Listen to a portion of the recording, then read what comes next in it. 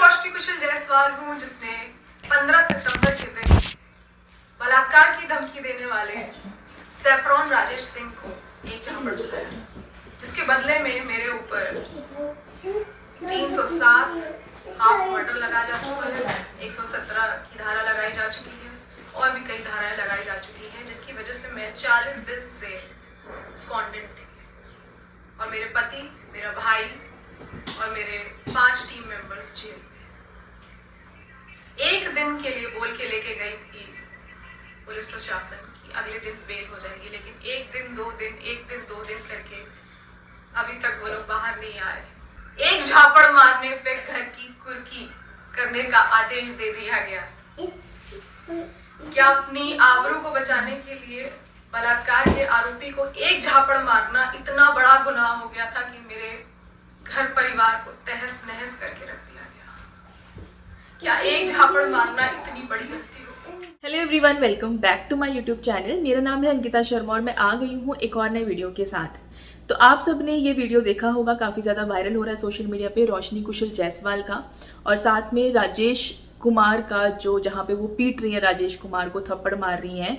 उनके भाई और हस्बैंड ने राजेश कुमार को मतलब दोनों ने पकड़ा है और वहाँ पे वो थप्पड़ मार रही हैं उनको, और बाद में अपनी वीडियो रिलीज़ करती हैं कि एक थप्पड़ मारने की इतनी बड़ी सज़ा मिल रही है मुझे, मेरे साथ ये हो रहा है, लड़कियों अपनी आवाज़ मत उठाना, कुछ गलत हो रहा है तो आपको ज़रूरत नहीं है अपनी आवाज़ उठाने की, चुपचाप सहन कर लेना क्योंकि कोई आपके पक्ष में नहीं है, कानून आपकी जो है वो सहायता नहीं करता। ये सब कुछ जो है वो सोशल मीडिया पे अभी चल रहा है। तो मैं कुछ चीज़ें डिस्कस करना चाहती हूँ इन वीडियोस के ऊपर। पॉलिटिक्स को थोड़ा सा साइड में रखो और थोड़ा सा चीज़ों को समझने की कोशिश करो। यहाँ पे बात करना ज़रूरी इसलिए है क्योंकि ऐसे जब कुछ मुद्दे होते हैं जहाँ पे लड़कियाँ इस तरह की हरकतें करती हैं, वहाँ पे प्रॉब्लम ये होती है कि जब एक्चुअल में किसी लड़की के साथ कुछ गलत होता है ना तो उसको कोई सपोर्ट करने वाला खड़ा होता है, ना ही उनके जो मैटर्स होते हैं उनको सीरियस तौर पे देखा जाता है। जस्ट बिकॉज कि ये जो कुछ लड़कियां हैं जो सोशल मीडिया पे इतनी एक्टिव हैं, लोग उनको फॉलो करते हैं, जब वो कुछ ऐसी हरकतें करते हैं ना तो उसके बाद एक गलत एग्जाम्पल सेट होता है। तो मैं यहाँ पे वही चीज़ें आज के साथ डिस्कस करने आई हूँ और यहाँ पे ये बात बीजेपी और कांग्रेस, इसको आप साइड में छोड़ दो। यहाँ पे आप ये बात करो कि लड़का और लड़की कोई कंट्रोवर्सी है, उसके बारे में हम बात करने आए हैं। अब जहाँ पे ये बोल रहे हैं कि लड़कियों की सेफ्टी का क्या, या कांग्रेस लीडर्स कह रहे हैं लड़कियों की सेफ्टी का क्या, अपने लिए आवाज़ उठाना जो है वो इतना बड़ा गुनाह हो गया कि आवाज़ उठाई तो घर परिवार ख़त्म हो गया एक तरह से, क्योंकि वो सील किया है, वहाँ पे प्रोक्लामेशन के ऑर्डर्स लगे हैं। तो जहाँ पे वो एक तरह से एग्जाम्पल गलत सेट कर रही है, लड़कियों को भड़काने की कोशिश कर रही है कि भाई देखो आप आवाज़ मत उठाओ नहीं तो आपके ऊपर ही ये बातें आएंगी। अब एक एक करके इस पूरी कंट्रोवर्सी को पहले समझते हैं कि कब क्या हुआ, कैसे हुआ और क्यों ये नौबत आई कि आज वो छुप छुप के वीडियो बना रही है और अभी तक जो है वो भागती फिर रही है। तो ये बात है 15 सितंबर की। और क्या करती हैं कि जो राजेश कुमार हैं उनके घर पे जाती हैं अपने भाई, अपने हस्बैंड के साथ, कुछ लोगों को और उनको भी साथ लेकर, और जो बीजेपी वर्कर है उसको मारना पीटना शुरू करती हैं कि वो उनको रेप की धमकियां देता है। लेकिन जो रोशनी कुशल जायसवाल है ये सोशल मीडिया पे काफ़ी एक्टिव है, इनकी वीडियोज़ वैसे भी आती रहती हैं जहाँ पे ये बीजेपी के अगेंस्ट बोलती रहती हैं। वहीं जो दूसरा पर्सन है राजेश कुमार, वो बीजेपी का ही वर्कर है। तो यहाँ पे बात ये है कि वो कहती है कि वो वीडियो बनाती है तो वो वहां से धमकियां देता है कि रेप कर देंगे और ये उसका बोलना है रोशनी कुशल जायसवाल का।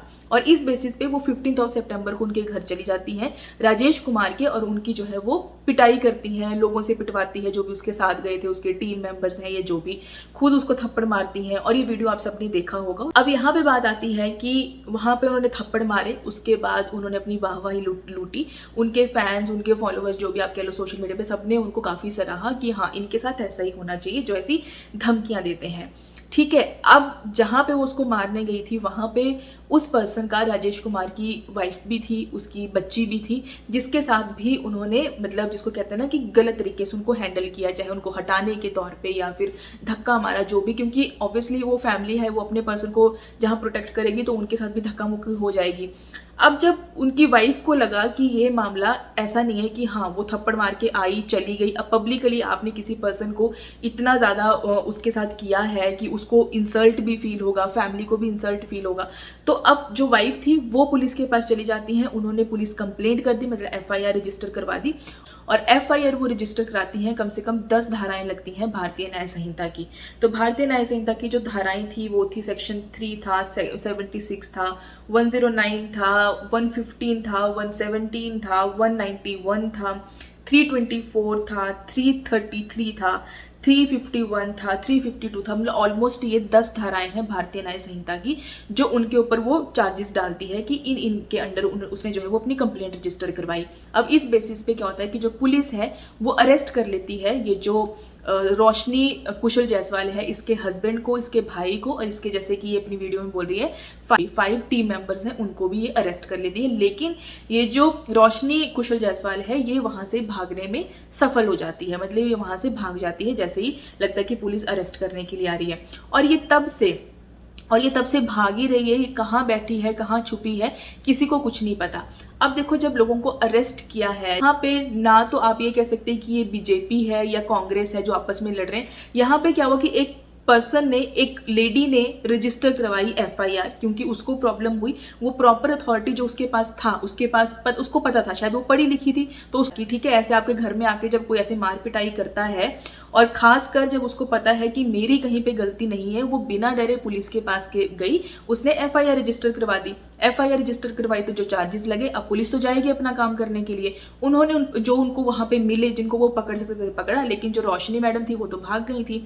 ठीक है, अब जब केस चलता है, आप जब पुलिस के पास चलेंगे, आपका पूरा केस बनेगा, वो कोर्ट में जाएगा, तो आप यहाँ पे ये बात नहीं बोल सकते कि एक झापड़ मारने का मुझे इतनी बड़ी सजा कैसे मिल रही है। अब कोर्ट के पास जब मैटर गया तो कोर्ट ने भारतीय नागरिक सुरक्षा संहिता के अकॉर्डिंग जो कोर्ट का प्रोसेस है उसके हिसाब से सेक्शन 84 के अंदर जो है वो नॉन बेलेबल वारंट इशू कर दिया, और साथ में प्रोक्लामेशन के ऑर्डर्स लगा दिए कि भाई इस पर्सन को बोल दिया जाए कि 30 दिन के अंदर अंदर सरेंडर करे, मतलब कि आ जाए यहाँ पे पेश हो आके, और नहीं होता है तो जो भी प्रोसेस है, प्रॉपर्टी को सील करना, अटैच करना प्रॉपर्टी, वो सारा प्रोसेस तो अब जो कोर्ट है वो अपनी तरफ से करेगा ही, तो उस हिसाब से कोर्ट ने ऑर्डर्स दे दिए। अब यहाँ पे ये बात कहाँ आ गई कि लड़कियों की सेफ्टी कैसे जो है वो सुनिश्चित की जाएगी अगर कोर्ट इस तरह से काम करेगा।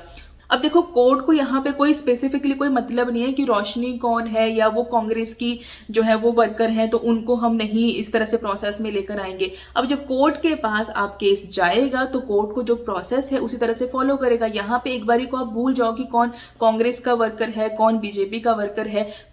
केस गया है कोर्ट के पास, अब केस जब गया है तो कोर्ट अपने हिसाब से जो उसका प्रोसेस बनता है, जो प्रोसीडिंग्स बनती है, उस हिसाब से वो काम करेगा। अब जब वो पर्सन नहीं पेश हो रहा है, पुलिस से बचने की कोशिश कर रहा है, भाग रहा है, और नहीं जब पुलिस के पास आ रहा है, हाथ में नहीं आया, तो कोर्ट तो वो अगला जो एक्शन होता है इस केस में वही करेगा। जो पर्सन भागता है, जो पर्सन एब्सकॉन्डिंग है, सेक्शन 84 जिस सेक्शन का वो है कि प्रोक्लामेशन फॉर पर्सन एब्सकॉन्डिंग, जो पर्सन भागा है उसके लिए जो है वो घोषणा पत्र निकाला जाता है। उसको बोला जाता है कि भाई 30 दिन के अंदर अंदर जो है वो आप इस टाइम पे, इस जगह पे जो है वो पेश हो जाइए, और अगर नहीं होते हैं तो उनकी जो प्रॉपर्टी है वो भी अटैच की जाती है। तो अगला जो प्रोसेस चलता है लॉ के अकॉर्डिंग वो किया जाता है।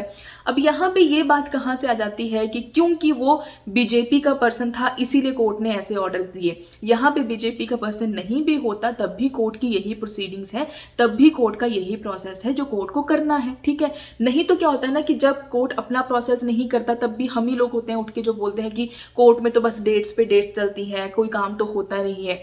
जहां पे काम होता है वहां पे भी हम लोग यही बोलते हैं कि इसके अगेंस्ट कर दिया क्योंकि ये तो वहां पे तो ये वाली गवर्नमेंट है, इसीलिए कोर्ट ने जो है वो उनके फेवर में ये सारी चीजें करी हैं। देखो, प्रोसेस को थोड़ा सा समझो। वो खुद इस चीज को एग्री कर रही है अपनी उस वीडियो में कि वो 40 दिन से भाग रही हैं, 40 दिन से छुपी हुई हैं, लेकिन उनका भाई, उनका हस्बैंड, उनके जो टीम मेंबर्स हैं उनको अरेस्ट कर लिए। क्या उसने बताया कि उनको अरेस्ट क्यों किया गया? अब अगर आप इतने सच्चे होते तो क्या आपको नहीं इतना लगता कि अगर आप किसी के अगर इतनी बड़ी पार्टी के अगर आप वर्कर हो तो क्या आपको इतनी नॉलेज नहीं है कि अगर कोई आपको परेशान कर रहा है, अगर आपको कोई ऐसी धमकियां दे रहा है तो आप प्रॉपर अथॉरिटी के पास जाइए।